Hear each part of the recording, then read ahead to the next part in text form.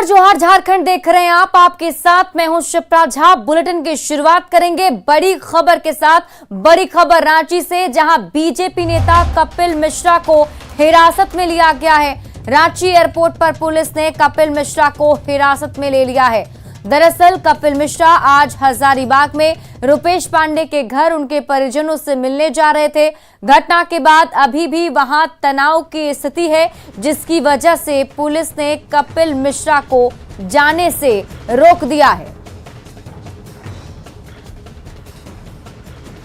और पूरे मामले को लेकर कपिल मिश्रा ने ट्वीट कर हेमंत सरकार पर निशाना साधा। कपिल मिश्रा ने ट्वीट कर लिखा कि रांची एयरपोर्ट पर मुझे पुलिस द्वारा रोका गया है। एयरपोर्ट से बाहर निकलने पर रोक लगाई जा रही है। ये कौन सा कानून है? रुपेश पांडे के शोक संतप्त परिवार से मिलने जा रहे थे तो उन्हें रोका गया है। आखिर क्यों रोका गया, ये सवाल उन्होंने पूछा कि आखिर कैसा डर मुख्यमंत्री हेमंत सोरेन जी को है। एक शोक संतप्त परिवार के दरवाजे पर जाने से क्यों रोका जा रहा है?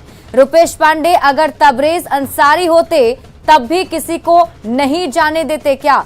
हजारीबाग जाना तो दूर, एयरपोर्ट से निकलने से भी रोका जा रहा है। आखिर ये कैसा भय? मुझे नहीं, हत्यारों और अपराधियों को रोकिए।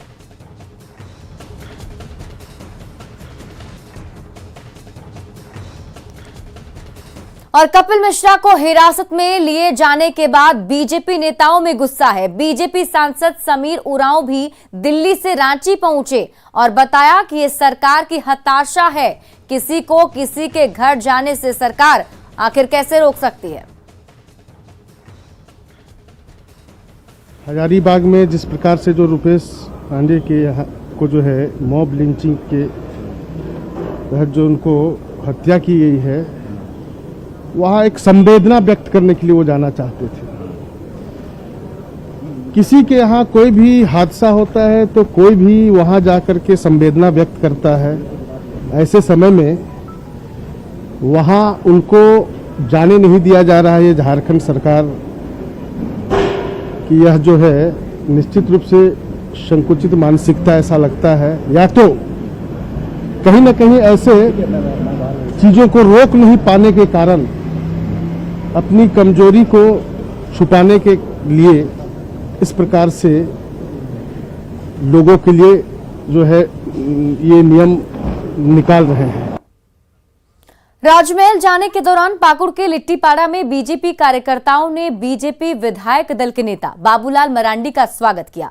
कार्यकर्ताओं से मुलाकात के दौरान बाबूलाल मरांडी ने कहा कि लिट्टीपाड़ा की धरती से उन्हें काफी लगाव है। बाबूलाल मरांडी ने आरोप लगाया कि बीजेपी की सरकार में क्षेत्र में विकास की गति तेज थी, लेकिन पिछले 26 महीने में विकास का कोई काम नहीं हुआ है। उन्होंने मौजूदा सरकार को लूट खसोट की सरकार बताया। जामताड़ा विधायक इरफान अंसारी मेहिरजाम के अंबेडकर नगर पहुंचे। इस दौरान कांग्रेस पार्टी की विचारधारा से प्रभावित होकर सैकड़ों की संख्या में युवा कांग्रेस में शामिल हुए। इरफान अंसारी ने युवाओं का फूल मालाओं के साथ पार्टी में स्वागत किया। इस मौके पर इरफान अंसारी ने कहा कि जामताड़ा का विकास ही उनकी पहली प्राथमिकता है। मेरे पिताजी का घर था ये अंबेडकर नगर, और यहाँ पहले भी मेरे पिताजी यहाँ विधायक थे। उसके बाद भाजपा का यहाँ विधायक हुआ, लेकिन आज तक मेरे पिताजी ने तो लोगों को बसाया।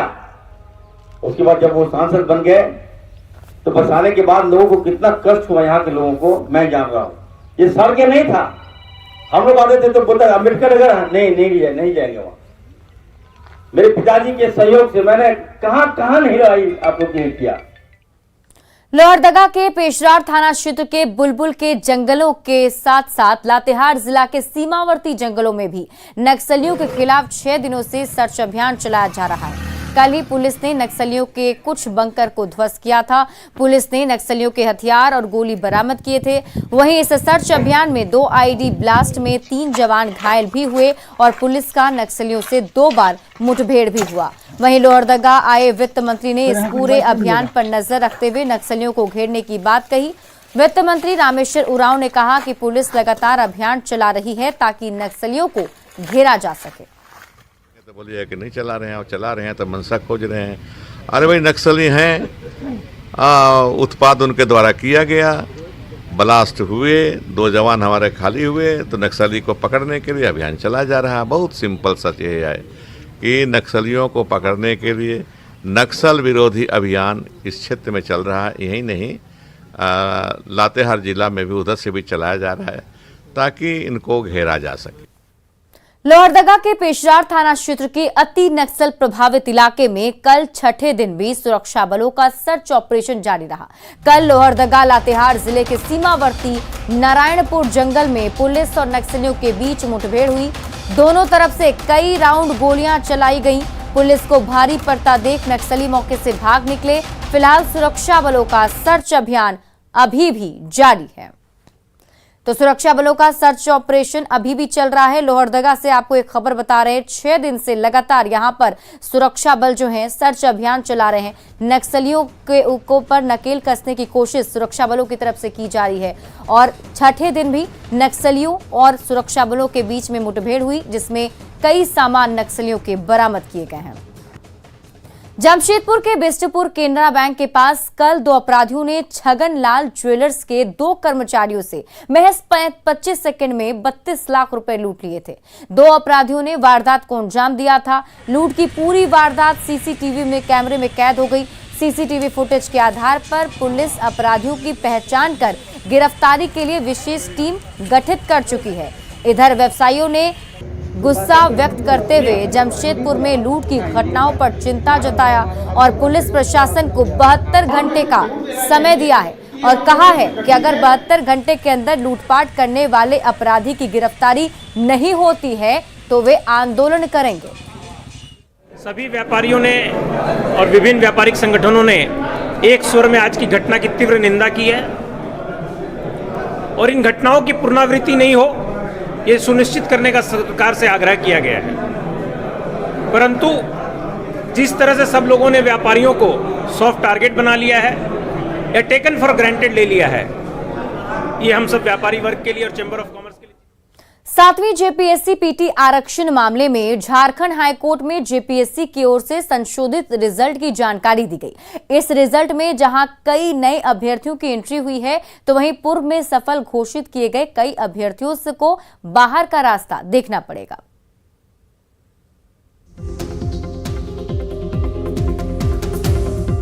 सातवीं से 10वीं जेपीएससी पीटी आरक्षण के मामले में झारखंड कोर्ट में जेपीएससी की ओर से संशोधित रिजल्ट की जानकारी दी गई।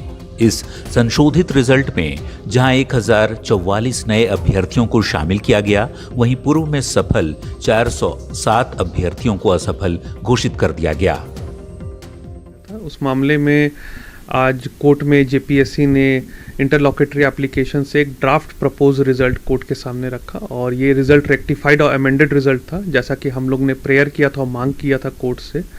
और इस रिजल्ट के अकॉर्डिंग हमारे क्लाइंट्स सफल हो गए हैं और कई सारे नए अभ्यर्थी की एंट्री हुई है मेंस एग्जामिनेशन के लिए। अराउंड 1044 नई कैंडिडेट्स अब मेंस एग्जामिनेशन में बैठेंगे और अराउंड 407 कैंडिडेट जो पहले सेलेक्ट हुए थे उनको बाहर का रास्ता देखना पड़ेगा। संशोधित रिजल्ट की जानकारी देने के बाद जेपीएससी ने झारखंड हाईकोर्ट से रिजल्ट जारी करने की अनुमति मांगी, जिस पर कोर्ट ने कहा कि जेपीएससी खुद रिजल्ट निकालने में सक्षम है और उसे किसी तरह की अनुमति की जरूरत नहीं। जेपीएससी ने कोर्ट से लिबर्टी मांगा इस रिजल्ट को पब्लिश करने में, जिस पे कोर्ट का बोलना था कि जेपीएससी सक्षम है रिजल्ट पब्लिश करने के लिए। कोर्ट की अब किसी तरह का कोई रोक नहीं है इस पर। वहीं आंदोलनकारी छात्र नेता देवेंद्र नाथ महतो का कहना है कि सरकार को अब 7वीं से 10वीं जेपीएससी की पीटी परीक्षा को रद्द कर देना चाहिए और नए सिरे से विज्ञापन निकालकर परीक्षा लेनी चाहिए। मैं माननीय मुख्यमंत्री महोदय से निवेदन करता हूं, आग्रह करता हूं कि ये पूरा शुरू से एक पीटी रिजल्ट में इतना आपाधापी इतना हर बार हो रहा है कि ये रिजल्ट अब नहीं चलेगा।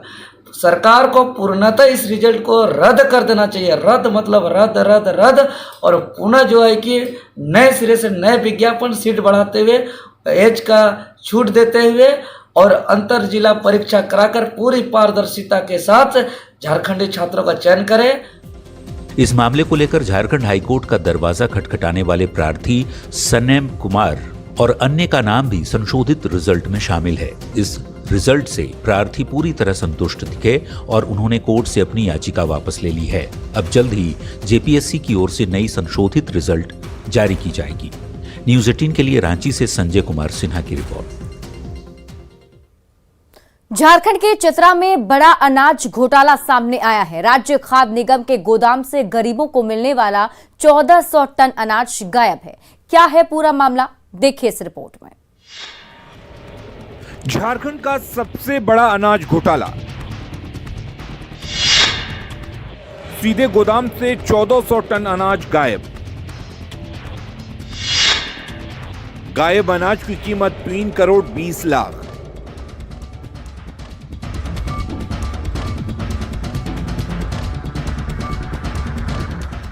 झारखंड के चतरा में सरकारी अनाज की हेराफेरी का बड़ा मामला सामने आया है। दरअसल चतरा में झारखंड राज्य खाद्य निगम के गोदाम से 1400 टन अनाज गायब हो गया है। अनाजों में चावल, गेहूं और चना शामिल है। इन अनाजों की कीमत 3 करोड़ 20 लाख रुपए से अधिक बताई जा रही है। गोदाम में प्रधानमंत्री गरीब कल्याण अन्न योजना मद के अलावा राष्ट्रीय खाद्य सुरक्षा अधिनियम, प्रवासी मजदूर कल्याण योजना और ग्रीन कार्ड मद का करीब 1400 टन अनाज स्टोर था। जांच से साफ हो गया कि गोदाम में रखे अनाज गायब है और उसे बेच दिया गया है। इस पूरे मामले में कई अधिकारियों और कर्मचारियों की संलिप्तता की बात सामने आ रही है। मिला है, हम लोग को पता चला है कि कुछ ऊपर से इन लोग के ऊपर शायद कार्रवाई हो रही है और हम लोग को प्रतिदिन बताया जाता है कि कल आइए और हम कब खाद्यान्न मिलेगा, कब वितरण करेंगे, ये समझ में नहीं आ रहा है। अब साहब आएंगे तो साहब ही जवाब देंगे, इसमें तो हम क्या बता पाएंगे। तो गोदाम में माल है? हाँ, माल तो है, कुछ अनाज तो खाद्यान्न गोदाम में है ही। अनाज घोटाले के खुलासे के बाद जिला आपूर्ति विभाग में सनसनी फैल गई। मामले के उजागर होने के बाद ही उपायुक्त अंजलि यादव ने मामले की जांच के आदेश दे दिए थे। मामले में जिला प्रशासन संबंधित अधिकारी को शोकॉज करने की तैयारी में है। लोगों की संलिप्तता मिली है जिस पे हम लोग कार्रवाई कर रहे हैं और इस पे आगे की एफआईआर और रिकवरी की कार्रवाई करते हुए हम लोग अगले सप्ताह में इस पे एक्शन लेंगे। अभी इसका एग्जैक्टली जब शोकॉज का रिपोर्ट हम लोगों को प्राप्त होगा उसके बाद हम एग्जैक्ट आकलन कर पाएंगे। चतरा में गरीबों को मिलने वाला अनाज भ्रष्टाचार की भेंट चढ़ गया है।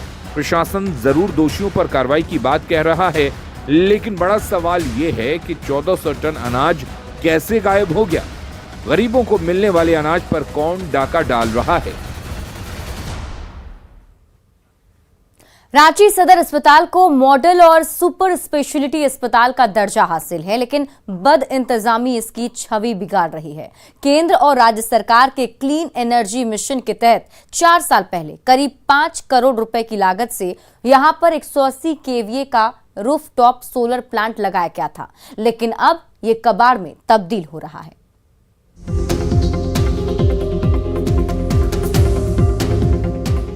रांची सदर अस्पताल को 24 घंटे निर्बाध बिजली देने के मकसद से रूफ सोलर प्लांट लगाए गए। 4 साल पहले करीब 5 करोड़ की लागत से लगे 300 सोलर पैनल के जरिए अस्पताल को 180 केवीए बिजली देने की योजना थी, लेकिन लापरवाही की वजह से पूरा सोलर पैनल बेकार पड़ा हुआ है और धीरे धीरे कबाड़ में तब्दील हो रहे हैं।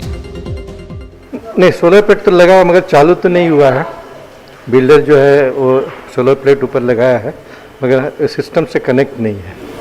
तो इससे तो सर 4-5 लाख का प्रत्येक माह का बिजली बिल आ रहा है, 1.5 लाख। हाँ, एक्चुअली हम लोग को हैंडओवर ही नहीं किया तो नहीं तो हम इसमें तो कुछ नहीं बोल सकते हैं, तो बिल्डर का ही रिस्पॉन्सिबिलिटी है।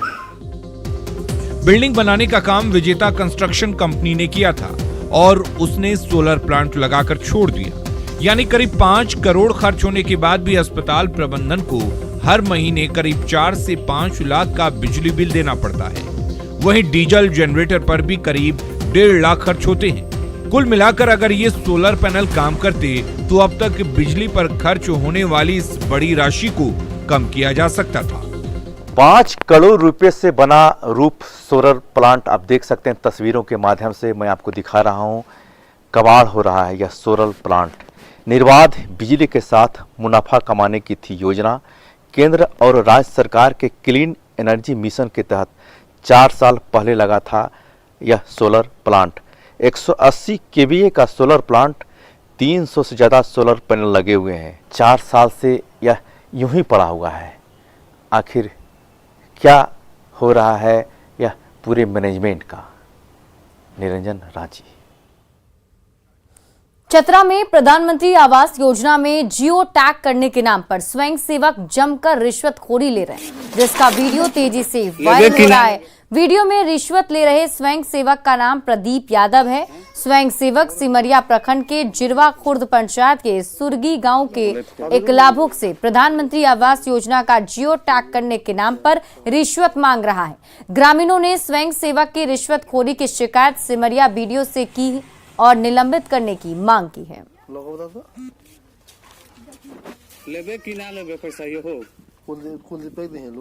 चतरा में भ्रष्टाचार के विरुद्ध एसीबी की टीम ने बड़ी कार्रवाई की है। सिमरिया प्रखंड के सबानो पंचायत के स्वयं सेवक केदार साव को एसीबी की टीम ने 3000 रुपए रिश्वत लेते रंगे हाथ गिरफ्तार किया।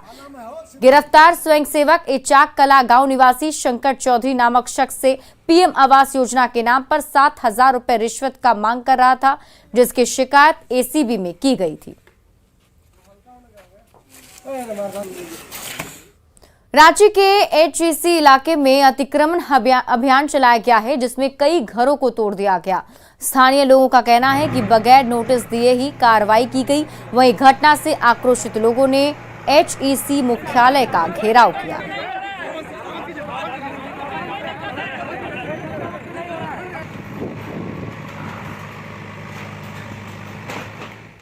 झारखंड में इन दिनों स्थानीय नीति 1932 के खतियान को लागू करने और बाहरी भाषा को हटाने की मांग को लेकर प्रदर्शन देखने को मिल रहा है।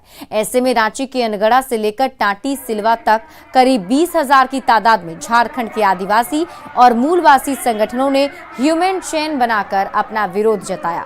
इसके साथ ही 1932 के खतियान को लागू करने की मांग की। संगठनों ने जेएसएससी की ओर से मैट्रिक और इंटर स्तरीय परीक्षाओं के लिए क्षेत्रीय भाषा की श्रेणी में भोजपुरी, मगही और अंगिका को जगह दिए जाने का विरोध किया।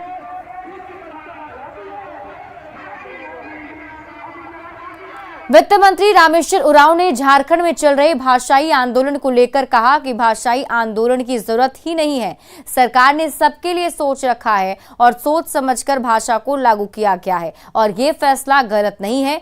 दरअसल झारखंड राज्य में धनबाद और बोकारो में स्थानीय भाषा के रूप में भोजपुरी, अंगिका और मगही को लागू किया गया है। तब से पूरे झारखंड में इसका विरोध किया जा रहा है। आवश्यकता नहीं है। सरकार ने सोच समझकर निर्णय लिया है। आज के दिन में झारखंड एक अलग राज्य है, बिहार से अलग हुआ है। यहाँ की अपनी भाषाएं हैं जिसको महत्व दे रही है यहाँ की सरकार। यहाँ कुछ बोली जाती हैं, कुछ बोलियां हैं जो बोली जाती हैं कुछ इलाके में।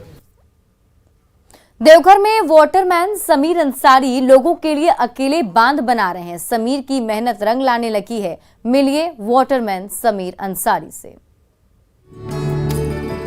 उम्मीदों की किरणों को निहार रहे शख्स को वाटरमैन कह सकते हैं। देवघर के समीर अंसारी। गुलीपाथर के रहने वाले समीर अंसारी पिछले 5 सालों से एक बांध और तालाब की खुदाई अपने हाथों से कर रहे हैं। देवघर की लाइफलाइन माने जाने वाली डढ़वा नदी के किनारे एक बंजर भूमि को एक कुदाल के सहारे मिट्टी काटकर ये बांध का निर्माण कर रहे हैं। दशरथ माझी की तरह एकला चलो के संकल्प को सार्थक कर रहे हैं। समीर अंसारी की कहानी भी कुछ ऐसी ही है। इस मोहल्ले की माँ बहनों के लिए, किसानों के लिए, सजीवों के लिए, मवेशियों के लिए हम एक तालाब बनाए। तो मैंने डढ़वा नदी के समीप में एक बंजर पड़ी भूमि, जिस पर बिल्कुल आज तक कहीं कुछ नहीं हुआ, मैंने वहाँ पे एक बांध टाइप का बनाने का काम किया। और बांध बनाते बनाते मैंने ये संकल्प लिया है कि हम ऐसा बांध बनाएंगे ताकि इस डढ़वा नदी में नगर निगम के विभिन्न नालियों से बहकर आने वाली जो मलमूत्र है, इस मलमूत्र में हमारे मोहल्ले के आसपास के मोहल्ले के महिलाओं को और पुरुषों को नहाना ना पड़े। जो सारा फायदा होगा, जिसके कि मेरे भी पेड़ पौधा भी इससे बचे, देखभाल भी हरा भरा रहे, नहाने का भी सुविधा हो जाए। यही हम लोग का उम्मीद लेके हम आते हैं और थोड़ा बहुत बढ़ते हैं इसके साथ काम में। समीर अंसारी कई सालों से अकेले एक बांध और तालाब का निर्माण कर रहे हैं। वह भी सिर्फ इसलिए कि इनके इलाके के लोगों को पीने का पानी मिल सके। बांध और तालाब निर्माण का जुनून इन पर ऐसा है कि यहाँ के लोग इन्हें पागल कहने लगे हैं, लेकिन यह पागलपन इस कदर जुनून में तब्दील हो चुका है कि समीर अंसारी कहते हैं कि जब तक खोदेंगे नहीं तब तक छोड़ेंगे नहीं। यह बांध काफी हद तक बन गया है और तालाब की खुदाई जारी है। सुबह 5 बजे से ये अपने काम के लिए निकल जाते हैं और शाम तक यहाँ खुदाई करते रहते हैं। हजारीबाग के बड़कागांव प्रखंड के आदिवासी बहुल गांव जरजरा में जरबेरा की खेती कर आदिवासी परिवार अपनी किस्मत बदल रहे हैं। फूलों की खेती से हर साल लाखों की आमदनी कर आत्मनिर्भर बन रहे हैं। जरबेरा के फूलों की मांग रांची समेत रामगढ़ और हजारीबाग में खूब है। ज्यादा जानकारी दे रहे हैं हमारे संवाददाता जावेद खान। मौजूद हूँ बड़कागांव प्रखंड के जरजरा में। आप हमारे पीछे देख सकते हैं जरबेरा की खेती को फूल लहलहा रहे हैं, अब बाजार में टूट कर जाने को तैयार हैं। यहाँ के फूल रांची, रामगढ़, हजारीबाग के बाज़ारों में खूब इसकी डिमांड है। अब सीधे यहाँ के किसान से बात कराते हैं, बिरसा बेदिया से, कि इन्होंने जरबेरा की खेती कब से शुरुआत की और जरबेरा की खेती करने के बाद इनकी आर्थिक स्थिति कैसे सुधरी, बताइए। मैं इस जरबेरा फूल की खेती लगभग 1 साल से कर रहा हूँ। इस खेती के करने से वैज्ञानिक तरीके से किया जा रहा है। इसमें ड्रिप इरिगेशन के द्वारा पानी सिंचाई के लिए देते हैं, खाद भी ड्रिप इरिगेशन से देते हैं। इस खेती को करने से हमको पैसे की दिक्कत नहीं हो रही है। तो आप समझ सकते हैं कि आदिवासी इलाके में जरबेरा की खेती करके बिरसा जैसे किसान आर्थिक रूप से आत्मनिर्भर बन रहे हैं। आज ये अपने परिवार को इस आर्थिक स्थिति सुधारते हुए बच्चों को अच्छे स्कूल में पढ़ा रहे हैं और घर की भी स्थिति अच्छी है। और भी कई किसान इस इलाके में जरबेरा की खेती कर रहे हैं और खुशहाल बन रहे हैं। ऐसे में समझ सकते हैं कि जरबेरा की खेती यहाँ पर लाभकारी सिद्ध हो रही है। जावेद खान, न्यूज़ 18 हजारीबाग। और फिलहाल इस बुलेटिन में अभी के लिए बस इतना ही, लेकिन न्यूज़ 18 बिहार झारखंड पर खबरों का सिलसिला लगातार जारी है।